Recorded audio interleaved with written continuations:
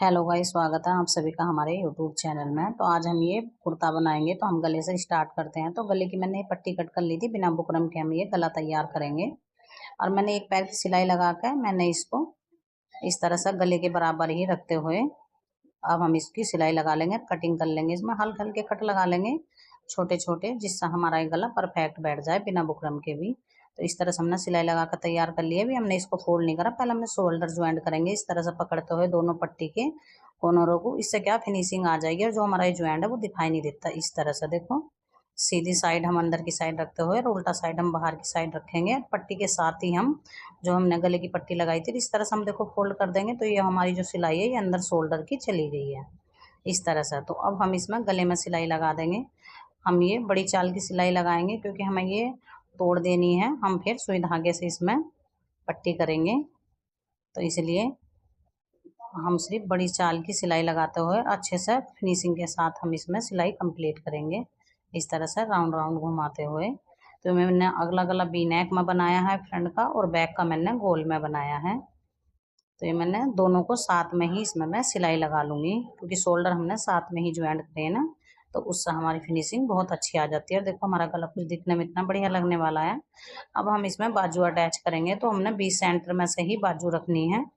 तो बाजू में हमारी ये स्लिप में ज्वाइंट है, तो इसलिए मैंने इसमें निशान नहीं लगाया क्योंकि दिखाई दे रहा है। और इस तरह से हम रखते हुए नीचे की साइड को पकड़ते हुए ले जाएंगे। और ये हमारी बाजू लग कर तैयार हो गई है। तो मैं हमेशा बाजू में कभी भी मैं बाजू बनाऊं तो उसमें मैं हमेशा डबल सिलाई ही लगाती हूँ, क्योंकि जिससे टूट ना जाए, पहनने वालों को बहुत आसानी रहे कि कभी भी सिलाई खुले ना। कपड़ा खुल जाएगा पर सिलाई कभी नहीं खुलेगी। तो इस तरह से मैंने डबल सिलाई लगा कर इसको कंप्लीट कर दिया है, नीचे की साइड से ऊपर की साइड ले जाते हुए। और 20 सेंटर में ही हम इसका धागा कट कर लेंगे। इस तरह से हमारी स्लिप तक का तैयार हो गई है। हम अब जब बैक में प्लेट डालेंगे, तो ये प्लेट डालेंगे हम बीच सेंटर में हम 6 इंच छोड़ते हुए, और 8-8 इंच की हम प्लेट डाल लेंगे हिप से ऊपर निशान लगाते हुए। हिप से 2 इंच छोड़ देंगे और ऊपर को हम निशान लगाएंगे। इस तरह से हम लगा कर पकड़ेंगे और कंप्लीट करेंगे। इस तरह थोड़ी बारीक सिलाई लगाऊंगी जिससे ये भी प्लेट खुले ना, हमारी अच्छे से पक्की हो जाए। तो कुछ इस तरह से हमारी ये प्लेट लग गई हैं, दिखने में कुछ इस तरह से दिखाई देंगी। तो अब हम इसमें फिटिंग की सिलाई लगाएंगे। तो जो भी आपकी फिटिंग हो, हमने पहले ही उस पर निशान लगा रखा है। जो हमारा चौक से निशान लग रहा है बस उसी को ही रखेंगे। 5 इंच हम इसकी मोहरी रखेंगे और इस तरह से रखते हुए हम इसमें फिटिंग की सिलाई लगा देंगे। देखो इस तरीके से अच्छे से कपड़े को हम पकड़ेंगे, कहीं भी हमारे कपड़े में सलवट ना आए, क्योंकि ये कॉटन का कपड़ा है तो चिपक जाता है। हम उस चीज़ का ध्यान रखते हुए अच्छे से इसमें सिलाई देंगे। तो चलाते रहेंगे और कपड़े को अच्छे से पकड़ते रहेंगे। तो एक बार हम शोल्डर भी चेक कर लेंगे कि हमारा शोल्डर जितना हमें चाहिए था बाजू का नीचे से उतना परफेक्ट है या नहीं है हमारे, क्योंकि शोल्डर टाइट नहीं होने चाहिए। टाइट रहेंगे तो पहनने में कंफर्टेबल फील नहीं होने का। तो इसलिए हम इस तरह से, तो जहाँ हमारी हिप है वहाँ पे हम इसको छोड़ देंगे सिलाई को इस तरह से, जहाँ पर मैंने निशान लगाया। और यहाँ हम फिर से घुमाएंगे मशीन को और इसको भी यहाँ पे भी हम पक्का कर लेंगे, क्योंकि हिप हमारी खुले ना। और हम फिर से पक्की करती हुई सिलाई को कंप्लीट करेंगे। मैं हर एक सिलाई कहीं पे भी लगाऊं मैं पक्का ही करते हुए लगाती हूँ, किसी को कोई प्रॉब्लम ना हो। एक सिलाई क्योंकि खुल जाती है तो इसलिए मैं कभी भी एक सिलाई नहीं लगाती हूँ। एक सिलाई वहीं लगाती हूँ जहाँ मेरे को तोड़नी होती है। कुछ इसी तरह से हम इधर भी दूसरी सिलाई लगा कर कंप्लीट करेंगे। अब मैंने नीचे की साइड इसमें पट्टी अटैच करी है 3.5 इंच की, क्योंकि इसमें जो डिजाइन है तो डिजाइन को हम जब मोड़ते हैं तो ये हमारा सारा डिजाइन मुड़ जाता है। तो इसलिए हमने डिजाइन को छोड़ते हुए इसमें पट्टी अटैच करी है। तो ये मैंने पट्टी पहले सिल ली थी। और अब हम इसको क्या करेंगे, फोल्ड करेंगे अंदर की साइड को।